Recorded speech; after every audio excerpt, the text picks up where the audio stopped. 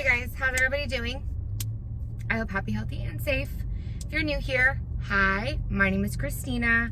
I live in Mexico and I cross the border to go to work.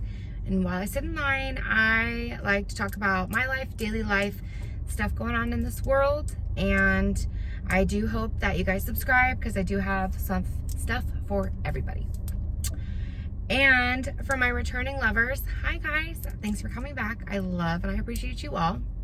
This video is going to be more on relationships, okay? This is going to be like my little saga I'm doing here. And this video is going to be specifically about things married couples or just even maybe people in long-term relationships argue about.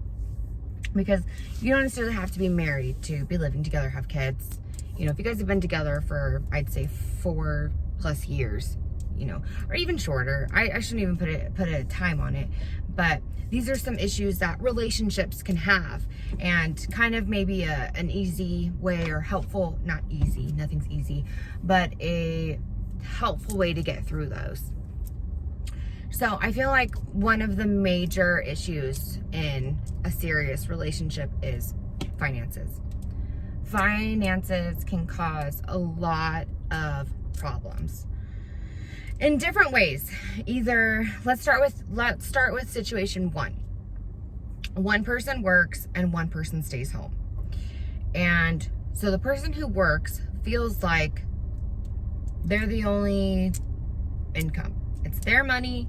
They're the one who work. They are the ones who work for it. It's theirs, not yours. It's their money. This is a problem. Specifically if you're married, because first of all, when you marry somebody, you are no longer two, you become one, the unity candle. So whatever you own, whatever you do is now your spouse's, whether it's money, cars, clothes, shoes, cash, I don't care what it is. If you have something of your own, it now belongs to your spouse, period. Part of marriage. If you didn't want it that way, you shouldn't have gotten married.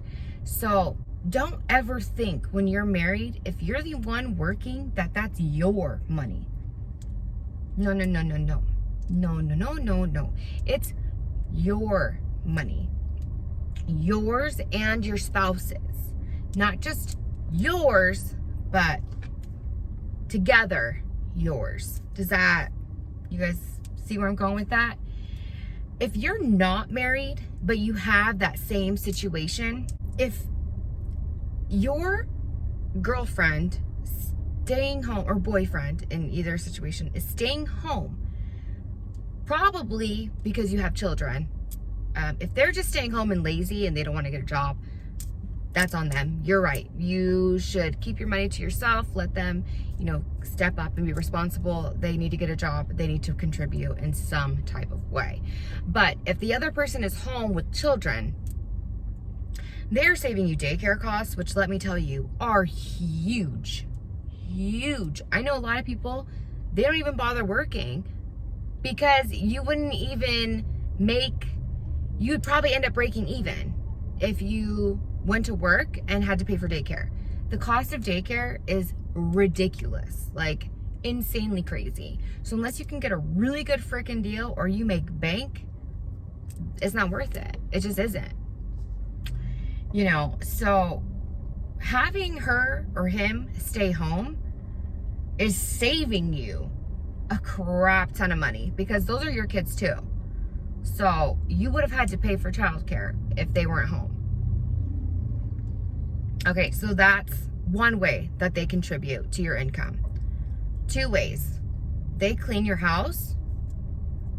They take care of your laundry. They cook you food. And they take care of your children 24/7. I'm not saying that that's something people should be paid for. However, you are contributing to the relationship financially. They are contributing to the relationship physically with physical work that they might not be able to do if they were out working themselves. Do you guys see where I'm coming from? if they were out working, they might not be able to be home all day and do the laundry, or, you know, make sure the house is spotless and dinner's made and lunch and breakfast, and, you know, the kids make it off to school and you don't have to hire a nanny, and you know what I mean? Like, there are reasons why somebody stays home if they're staying home in that situation. So to say that just because you're the one that goes to work and actually earns a paycheck, that's just your money, that's not fair to the other person. And if that's how you're going to be, then you need to let them go ahead and get a job. And then that way you can pay for the childcare, and then they can contribute so that you feel like it's equal, which it shouldn't even have to go that way. You should just be understanding and open-minded and understand that when somebody stays home, they have just a right to your money as you do. Period. Whether you're married or not, really, but period. So for those of you who think that, you need a reality check, because that's just not how it works. That's not how it goes. The second situation is both people work. So husband and wife, husband and husband, wife and wife, both people in the relationship work. And one will spend money frivolously, I think I'm saying that right. And the other is really responsible. And maybe you guys split. Maybe you guys split stuff down the middle, half and half.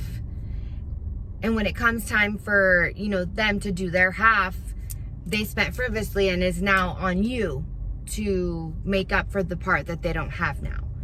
You know, that can cause an argument. You know, why did you feel the need to spend this money that you didn't necessarily need to spend, and now it's coming back on me, and now I have to be responsible for your portion of the bills? You know, and that can cause an argument. So the person it's falling on and is going to end up having to cover for you, they have every right to be upset. You should have never spent money that you know you needed for bills. Period. I don't even think there's a conversation about that. What you need to do is save up your money, make sure that you pay whatever they had to front for you back, and make sure that from now on you have your money for your bills set aside, separate from, you know, your extra play money that you can go and do with whatever you want. But your bills need to be taken care of first. Mortgage, rent, utilities, phone, cars, insurance, all that stuff. You need to make sure that that's all taken care of before you go and start throwing money in places it doesn't need to be thrown. I'm gonna go ahead and stick an example here. My mom and my stepdad, they split their money. They've been married for like over 15 years. My mom has her money, my stepdad has his money, and they split everything. Not down the middle, they actually take turns. So 1 month, my mom will pay the mortgage. The next month, my stepdad will pay the mortgage. So they rotate, you know, sometimes it's her turn to pay the phone bill. Sometimes it's his turn to pay the phone bill, you know, and so forth and so forth. So that's how they do their finances. That brings me to my third situation, which is going to be when your money's together and somebody goes and spends frivolously without telling you, and you're missing all this money. It may affect your bills, it may not. Either way, if you're spending over $100 on something, I feel like that's when you need to talk to your significant other. Hey, I want to buy this. It's over $100. What do you think? Is this okay with you? Because anything over $100 is considered to me a large purchase. And I feel like that definitely deserves conversation. You know, for people who might make more money and that's really not much, you know, maybe 500 or something. But that's definitely a discussion that you should have with your significant other. What is a big purchase to you? You know, what should we talk about? Apparently I'm not going to call you and be like, hey, I'm going to buy a $5 coffee. No, like that's stupid in my opinion. But I mean, for some people it may need to be like that if it's that, you know, cut close financially, especially if you guys are like really strict on a strict budget, you're just barely making it paycheck to paycheck, you know, stuff like that is probably definitely very important. Like, hey, can I get this $5 coffee today? Or, hey, you're gonna have to skip the coffee today. Like, you know what I mean? But you gotta talk about it. You gotta have communication with your partner. And I know so many people that don't. They just don't say anything. And then once it all happens and explodes and statements and bills come out, and it's like this huge, big thing that could have been prevented if you would have just talked to the other person about the situation and about what was going on. Communication is everything in a relationship. If you can't talk to each other, you guys are screwed. Like, for reals. Trust and communication is huge in a relationship. Whether it's new, whether it's old, whether it's marriage, whether it's boyfriend, girlfriend, whether it's dating, if you cannot talk to one another, you guys are screwed. Pretty much. Because that's how you're going to be successful in a relationship, is through communication. And if you don't feel like you can talk to that person, you guys probably aren't going to get anywhere. And it's just going to end up staying inside. And then one day, one of y'all is going to explode. And it's going to be this huge fight. And it'll either end the relationship or just put you down a path of misery because you guys are always fighting. Because nobody knows how to talk about anything. For reals. Like, who wants that? Nobody wants that. I don't want that. Do you want that? Finances, man. Finances are a big reason why people fight. Talk, communicate. Hey, we're short this month. Let's take it easy on buying extra stuff that we don't need. Hey, we're short this month. You know, let's not go out to eat this week. Or, you know, hey, we have some extra money. What do you want to do with it? You want to put it in savings? Is there something that you've been wanting? You know, should we go out to dinner? Do you want to splurge? Do you want to go shop? Talk about it. Don't just go and spend it, because that's selfish. You're being selfish. And in a marriage, you need to be selfless. You need to be able to think about your partner. Well, another thing that I feel like couples fight about are children. Children cause a lot of problems. And I feel like something that's super popular, don't have children if you're trying to solve your marriage or your relationship. You're just bringing them into chaos. And chances are, it's not going to fix anything, having a baby. If anything, it's just going to make it more complicated. So definitely don't do that. Let's just start with that sentence right there. When you decide to have a child with somebody, or if you end up unexpectedly pregnant, I feel like there definitely needs to be a conversation about parenting. How you want to parent. You know, what are your discipline strategies? I don't feel like a lot of people do that. When they find out they're pregnant, it's all normally like, oh, I'm pregnant, how exciting, or oh my God, what am I gonna do? What are we gonna do? You know, I don't think anybody actually sits down and talks about, how are we gonna do this? How do you want to discipline them? What do you want to teach them? Do you want to put them in private school? Do you want to put them in public school? Do you want to feed them vegan or organic? Or do you want to be strict? You got to talk about these things, because when it comes up, the kid's already there. You don't have a plan of action, and then you're fighting about the situation in front of the kid, usually, or even behind the scenes. Kid probably can hear you.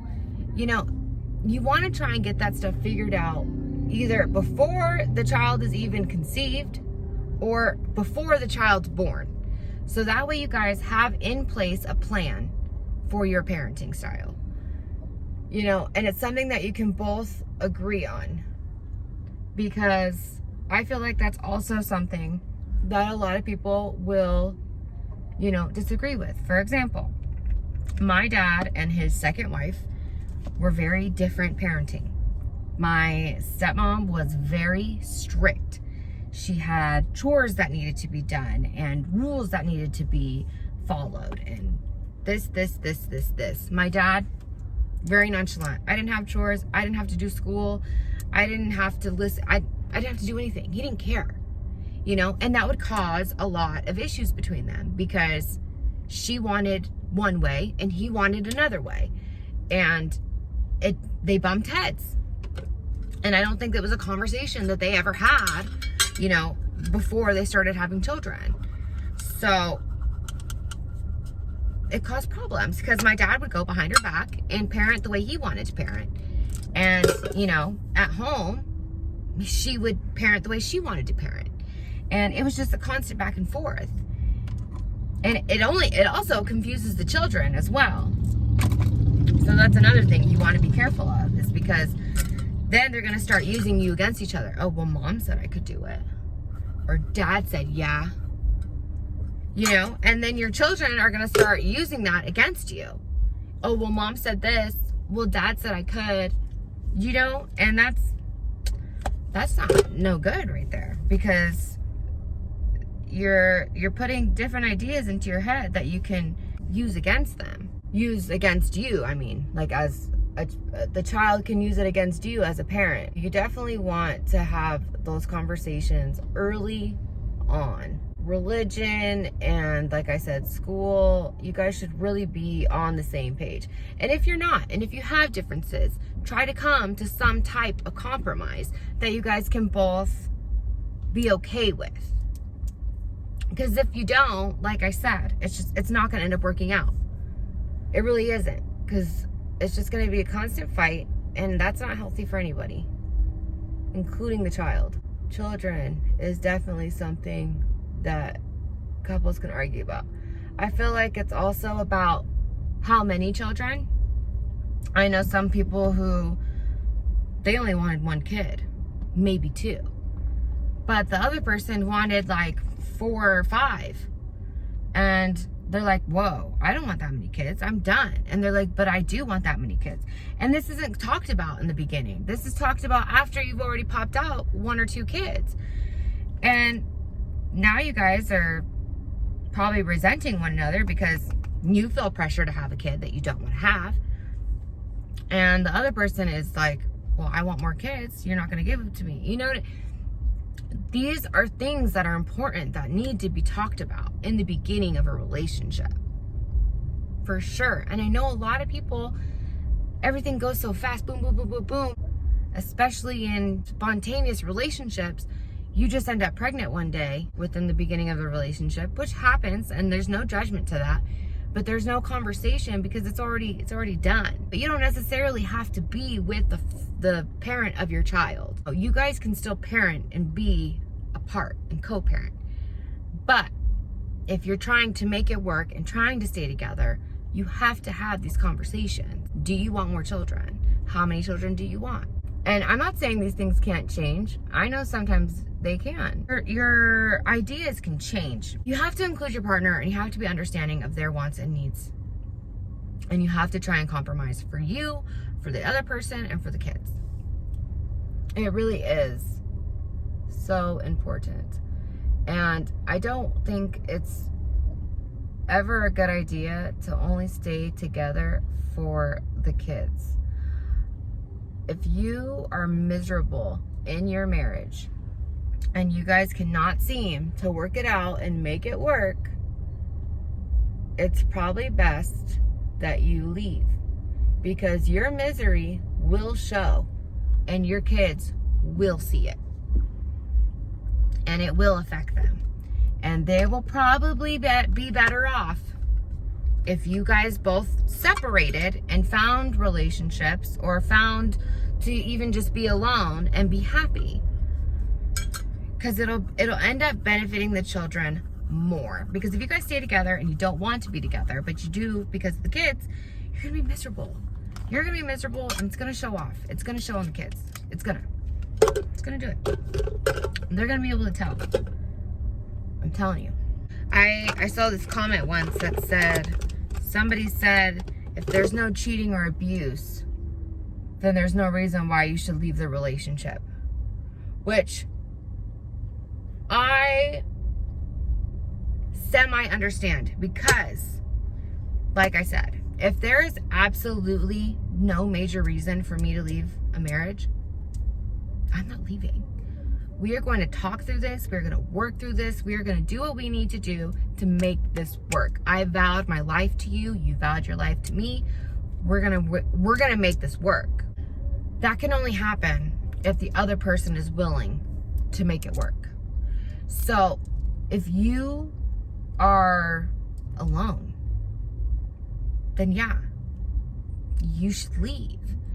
And if the other person, if you're the one that's not willing to make it work, why? Why not? Because if there's no infidelity and there's no abuse happening, what is the problem with trying to make it work? Because apparently you guys got married for a reason. You guys were together for a reason. You know, maybe you guys have grown apart and you need to reignite a spark. Learn who each other is again. Maybe, you know, you guys have been together for a while and throughout the years things have changed and you guys have changed. There's so many different ways that you guys can reconnect and learn about each other all over again through counseling and therapy and just talking and working it out. There's just, oh my God, I could go on for days. I could go on for days. You can work it out. I think those are the two biggest things in a marriage. I also wanted to touch on family because I know family can also be an argument. When I say family, I mean one person's family, the other person's family. You know, I know a lot of times in-laws don't always get along with everybody. But you have to also make sure that there's a certain level of respect for your spouse, because that is now your family, the family that you've created, that you've made yourself. So, you know, you have yourself, your spouse, your children, you know, that is your family. They should be your number one priority. I'm not saying that like your mom and your dad, your sisters, your brothers, whatever, those don't count, but don't let them take priority over your relationship and what you've created with your own family, if that makes sense. I think those are the three biggest reasons why married couples fight. So let me know if there's any others. If there's anything else you guys want me to like touch on or talk about or talk more about, like let me know. Comment below, let me know. I really love doing these type of videos because I have so much insight. I have so much to say. So let me know, you guys. If I'm boring the hell out of you, then just be like, Christina, stop. So I'll leave it there. Thank you guys so much for watching. I love and I appreciate you all. Comment, like, share, subscribe, and I'll see you guys in the next one. Bye.